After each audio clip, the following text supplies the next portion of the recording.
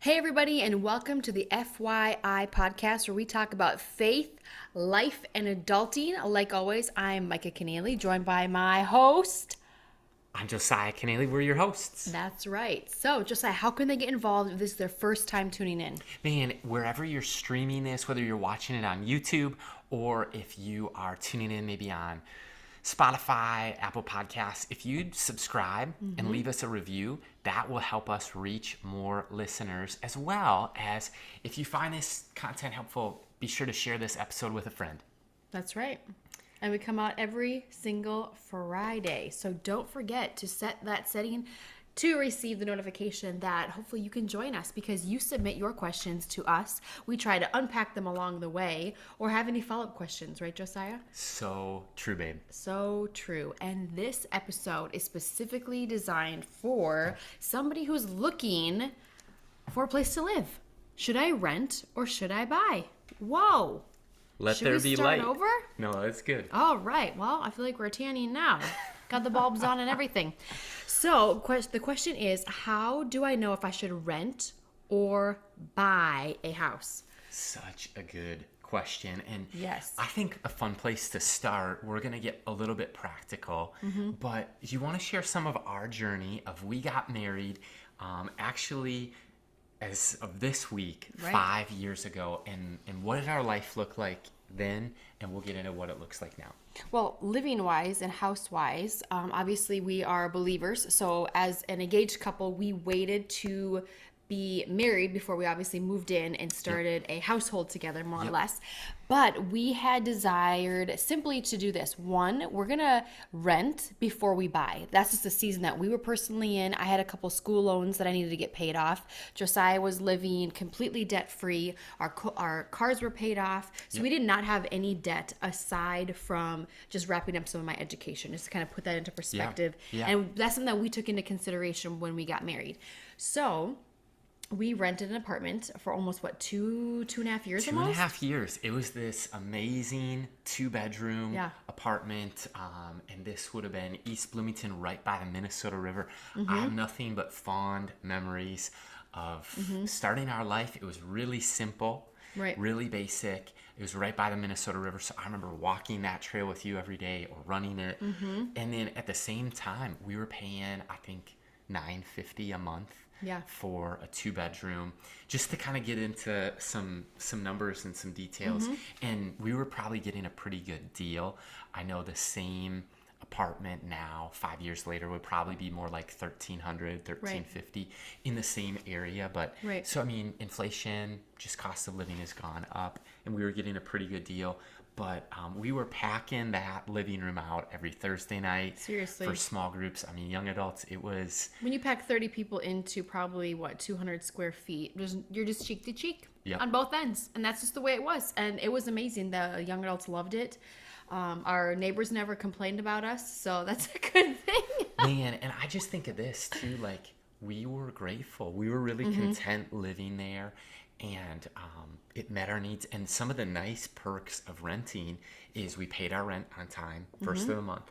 And then, I mean, what all went down there? The toilet was leaking into the People below us. People below us. Yep. Same day, like they actually found out about it and took care of us. We didn't even need to file a request or anything. There was a few other things, maybe The dishwasher was leaking at one Yep. point.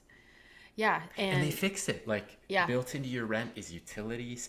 I think we paid for our own internet, but besides Right. that, water, utilities, that was all included. Yeah. They even gave us cable, which we didn't really need or want, but it was included in the package. I'm just going way into the Oh, details. I took advantage of Hallmark when I had kidney stones on a couch for a summer. So, needless to say, Christmas in July happens every year. And then talk about this, Micah, in your mind. Was there a point where you felt like we were outgrowing that place, or did you feel like, when did you feel like, man, we'd like to establish some roots here? Right. And then what was that like for us? Well, I think some things to think about, like what we took into consideration. Location is number one. Like, where do we want to live? Where are we working? What does that look like? How is this place functioning or going to function even before we sign the year lease? Yeah. Number two, a lease can be broken. So I was thinking, I was like, well, if we find anything in the process, we're going to get penalized maybe $1,200 to get out of a lease early. Or if we honor it to the end, we're going to get our deposit back. Exactly. So just taking those things into consideration, when we started feeling like we were outgrowing the place, ministry wise, personally wise, dreams, aspirations, and desires, we're like, hey, if kids are on the horizon, we at least want to be settled in a home before we start trying to have children and start bringing them into a 2-bedroom apartment, second floor, parking outside, all those different things that we were thinking and looking at. Some perks about living there were simply this, so I'll take this into consideration. They shoveled the snow. They took care of the pool. They took care of the trash. All we had to do was throw it down the chute. Like, so there are definitely some perks that were We had it pretty in good. it when you don't have to worry about it. Like, you don't, aside from taking care of your stuff in your 4 walls and make sure that rent's on time, however you do that is completely your call. But I think we started feeling the Squeeze a little the bit. squeeze of like, wow, 30 people every single Thursday night in our house. This is not really sustainable for much longer if we're going to continue down this journey. Yep. The second thing we looked at is, hey, are we going to start having children? If we do, we had a goal to, 1, pay off any money that we needed to pay off, 2, start saving for a future home that we could put a certain percentage down, and then also, wow, living in an apartment, I can get up and go anytime I want. When you sign a 15 or 30-year mortgage, we're kind of committed unless God has something else in store. So I think we were really evaluating that and started feeling the tensions of the future, where we currently were, and just kind of outgrowing not only the physical space, but kind of the decision-making process of the board that was overseeing the actual building itself That's a on good some point. levels. That's a good So point. those are just things that I think were contributing factors. And for the listener, like, I honestly, my dream, even as a middle schooler, was to have a house someday, to have people over someday, to be able to decorate and have space to do what I feel some of my gift sets are, which are have a little shop in a garage, be able to sand and paint and just renovate whatever those smaller household projects that I was able to do. So I had a dream at a younger age than maybe some people do now these days, to kind of see myself in a home that I can see as my playground, essentially, or a canvas. Yeah. So, It's what do you want to great. add to that? It's Josiah? great. I would just add that, like, man, we prayed over the home that we yeah. are now actually recording this podcast from this space. We prayed around this place for almost the whole time that we were living at the condo. It was, man, just like I bet it was like 2 or more years that we were praying, doing like kind of Mark Batterson, praying circles and believing for this home. And in the process, like Micah said, we paid off some student loans. We really started saving towards a down payment. And in the process, like, we felt like, you know what, this would have been 2018. 2018 was, I think, the year that we moved in, or 2019 maybe. And I think it was summer of 2019. And so we bought this house. And I would just say, like, it was a matter of prayer. It was also, like, the location. We were campus ministry leaders down the street from here. This is in our community. The length of time we pictured ourselves living in this home, 5, 10 years and beyond. And the season of life, like Micah said. And the funny thing, actually, about jumping in it and moving into this home is, like, within 6 months of moving in, the world shut down. Right. And within like 7 or 8 months, we had our first daughter. So it kind of fit the timeline that we had prayed about, but also kind of like, I couldn't have imagined having a small child and being cooped up when the world shut down basically one room or two rooms. And so this definitely just accommodates also ministry, a growing ministry really well. And so I'd say for us, though, let's talk, Micah, about some of the responsibilities or maybe not the cons, but just the costs of home ownership for a second. Can you think of any? Can I think of any? Okay, no matter what house you buy, old or new, it's going to have its issues. It just is. It's Kinda like a inevitable. car. It's inevitable. So I don't know how far you want to go, but I mean, we've kept a running log of like what we've put into the house by choice and what has been chosen for us. So for example, it's like the garage door wouldn't open. Thank God we have a garage now. We never had one before, but we have a garage door that wouldn't open, that needed some new springs and everything. Well, there's $120. $350. Well, just to get the service guy out. Yes. And then you get the bill. And then the sprinkler heads. There's some sprinkler heads that are broken because we have underground sprinklers, which we never had before, which we're grateful for because we can have a green lawn, but now we pay for water. And then we had, oh my gosh, the faucet had some things going on in the bathroom. So it started leaking in the wall, and the jets of the tubs were like, is there a crack? And so we had that. And then we had the fridge. That's right. There's a little pinhole. A pinhole was the in the ice tube, of the ice maker. So it was leaking water down into our basement, into the sheetrock. There were bees that were getting into our laundry room that were going up and into the vents and the siding. And so you have to call an exterminator. Oh, by the way, there's 2 trees in your backyard. They're getting kind of eaten out by bugs, and they've had their 35-year lifespan. And if there's a big storm, either of them could fall on your house or a neighbor's house or your baby's room. So here's some money that you're going to have to put towards taking them down, chopping them down, and then doing the stump grinding. Yep. And you guys, that's just a small running list of things. So it's like, I'll wow. add a couple big ones. What do you got? Okay, what do you got? Mice. Oh yeah. So we've had an ongoing battle keeping the varmints out and paying rodents. for that. Yep. And then the second one is actually the first winter that we had a daughter. It was like January 1st. So everyone's like, it's 2021. This is how we started our 2021. January 1. Yep. And 2020, it was hard for people. And then it's like, this is wake up to, wow, it's freezing in here. We better turn on the heat. Furnace went out $5,000. Yeah. So just to give you some ideas. A real ballpark life of extreme adulting. Yeah. It's not cheap. I'm looking at a door right now that we needed to have somebody in the basement. Like that was a few $1,000s. So there's ongoing costs and projects, and you often talk about Cold Stone. Like it, love it, gotta have it, or what's a want and what's a need. Yeah. And what did you choose? What was kind of chosen for you? So just kind of giving you an idea. But here would be a few things of how you know when it's time to rent or buy a house. Right. Micah mentioned for us that we had been saving in the process, that we had been paying off any debt, that we had been just also praying over a house to buy. And right now the market is crazy, by the way. So a 30-year fixed mortgage as of this morning in June 2022, 6.5%. And then for every house that there's actually multiple buyers. In any city that you go to, it's called a housing shortage. So there's more buyers than there are homes to buy. Right. So this is why you see, by the way, with real estate, people are paying full listing price, which isn't always normal. And then they're actually in about 29 or 30% of the time. I was looking at some stats this morning. About 29% of the time this past calendar year, people are paying above asking price. Right. And that's above appraisal price too. True. So appraisal is, what does your house value after they look and inspect everything? What is it actually worth? And then if you try to sell your house, that's the selling number. And then if you have people overbidding, so if you set a house like, hey, $300,000 house, we're asking $320,000 for it, we're selling our own home.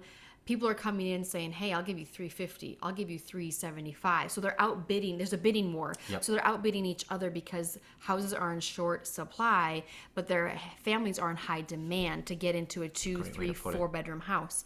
So many, at least at our location specifically, to find a 3-room home or more puts you in a whole different category of trying to outbid others. And we have heard kind of horror stories from some of our friends who have looked, who have heard some homes are getting outbidded by $70,000 above the appraisal and or the asking price.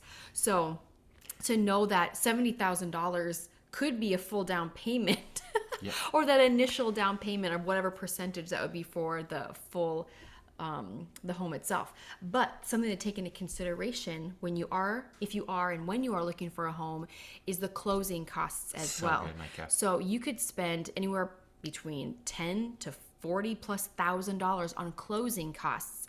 So that means for all the paperwork, for your realtor, for everybody, all parties involved, generally somebody has to cover that charge. And Usually it's the buyer. Sometimes it's the buyer. Sometimes there's a mutual agreement. If the house needs some things that have not been taken care of aesthetically with inside that may not be up to code, they may say, hey, if you cover the charges of the house, which are say $40,000, we'll give you $30,000 or take $30,000, give that to you to put it into renovate that stairway that's maybe not legal or X, Y, and Z. So there can be some negotiation along the way, but to have a good realtor or have somebody who knows what they're doing when it comes to a loan officer, if that's what you need to do, if you need a signer or a co-signer, or if you have the means of your own finances, to keep in mind, many people get excited about buying a home, but they don't have the job on paper to support the loan they need to purchase the house.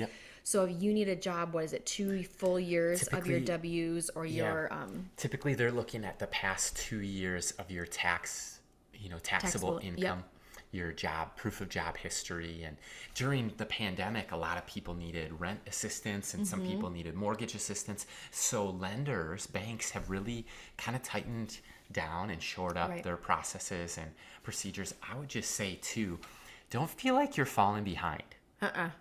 We're having a life conversation, kind of the adulting conversation, and it's part of our faith. Having a place to dwell, having a sanctuary, having a place, and God provides a roof over our head and all of these things. But the average age in America right now of a first-time home buyer. Oh, can I guess? Yes. I bet it's 42. It is 33 years old. Oh, okay.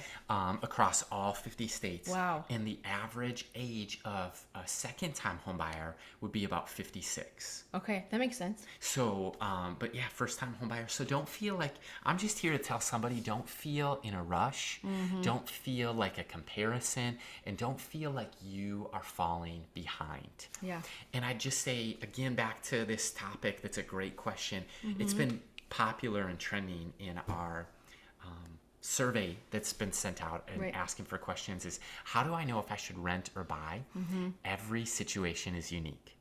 So we're going to kind of come back to a few practical things. I'd say don't take our word for it. Talk to a financial advisor. 100%. They're going to be able to look at your whole financial picture, your debt to income ratio, savings, your future hopes and dreams. Secondly, talk to a realtor. And they might say, you know what, your next step is to get pre-approved. But that would kind of be A, B, C. And we've already talked about this, but I think the season of life that you're in, this would be, are you single? Are you looking to have roommates when you rent? Or if you're looking at a house, are you going to live by yourself? And have an empty house? Are you going to do roommates? Are they going to pay rent? What's the length of time that you're going to live there? Because on paper, it takes about 5 years, even sometimes 10 to break even. So people will often say, if you're going to live somewhere less than 5 years, you might think about renting. Because Micah mentioned the closing costs and then interest that you're going to pay, the down payment, selling costs. It takes about 5 years for you to get kind of your feet under you on average. And in location, like, look, California is going to be a whole different thing than New York City. New York City is going to be a whole different thing than Maine. And Maine's going to be a whole different thing than Minneapolis. And even Minneapolis and St. Paul or Lakeville are all different. Seriously. Different locations and different, costs of living and different income levels and all of those things. And maybe break down, like, if you will, any thoughts or what was our experience like? What was it like going from renting to then having a mortgage, having the responsibility? Well, I think there's a couple components, and this is kind of what I think of. It's like, one, if you're married, it is definitely a marriage. It can be a marriage wake-up call, meaning, wow, when we were single and no kids, or when we were married and no kids, we get to sleep in a Saturday. I don't have to worry about if my car is buried in 3 feet of snow. Like, somebody else is gonna dig it out, essentially. So responsibilities change. Your priorities need to change, whether it's taking care of the house, who's cutting the lawn, do we have a lawnmower to cut the lawn, do I have the rakes to clean everything up, do Garden we need a hose. leaf blower, do we do it by hand? So there are all these other elements and expenses that you don't think about when you move in. So it's like literally garden hoses, shovels, snow blowers. No snow blowers. You can't shovel sunshine, but you got to take care of other things. You know, you have the pool and you need to take care of the filtration systems. Wherever you live and wherever you find yourself, there's responsibilities. So I think it just puts a natural stress and strain on on a marriage. Sure. It's more space to take care of. It's more responsibility. There's more costs or expenses that you're not really anticipating, right? So I think for us specifically, our transition, we had a couple goals. Yeah. Can we share what we've shared? So we signed a 30-year mortgage, but our goal is not to pay it off in 30 years.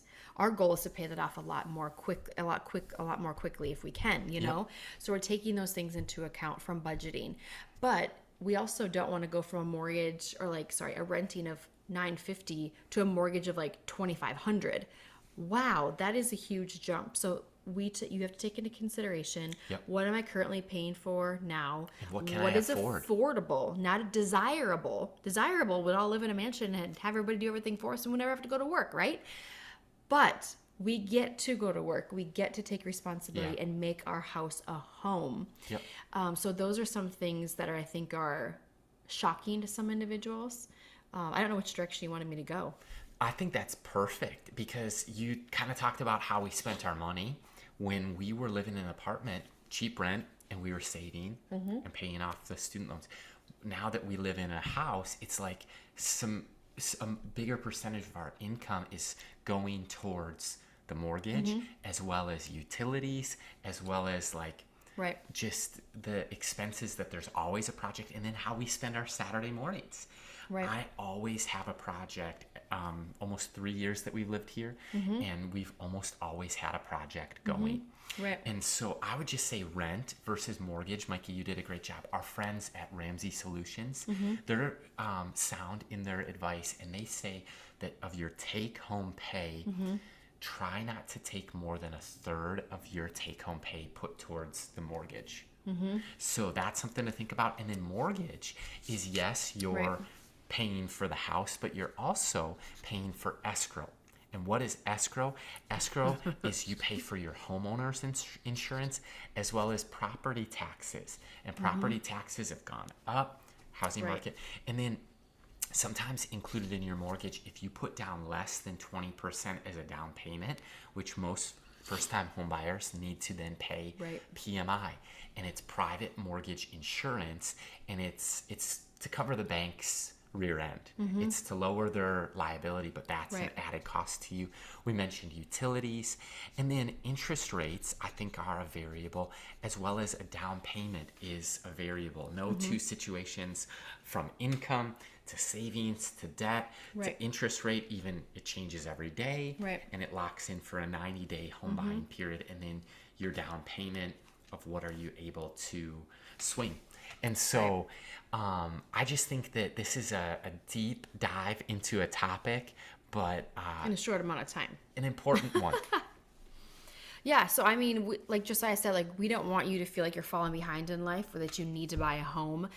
With home comes great responsibilities in a sense of everything that we kind of shared briefly and quickly today. But to know that renting is okay. Yes. But I think you and I, Josiah, probably more or less because I rented for at least, 13 years. 13 years of my life, realizing that anywhere between $400 a month when I had 2 to 3 roommates to $1,200 a month on my own. That's a lot of money where I feel like I was throwing $100 bills down the toilet and just flushing it down. But when you are doing two things, when you're getting an education and you're taking out loans, or maybe you have some financial debt in that way, or when you buy a home, those are the two ways in which you are investing in yourself, your education. You're going to get paid back for that later if you choose the occupation that is going to allot for that. The second one, like I said, is a home. So say it doesn't depreciate necessarily over time. Like you buy a car on the lot, the moment you drive that new car off the lot, it depreciates like that, right? But a home, it's an investment. You're investing in your education, and you can invest in homes, lots of land, whatever that is and looks like. So keeping in mind that buying a home should not be a whimsical decision, and it shouldn't be a foolish decision. It should align with the numbers in the bank, the numbers on paper, not where you desire to be salary-wise someday, but where you currently are. Can I afford this, or do I need to humble myself and say, hey, I'm a 27-year-old moving to Minneapolis, moving downtown, going back to school. I was in a studio. You guys, I had not stepped foot into my apartment because I needed to lock it in. So I signed a 9-month lease, and it had amazing vaulted ceilings. And yeah, they were 15-foot ceilings, but it was 300 square feet.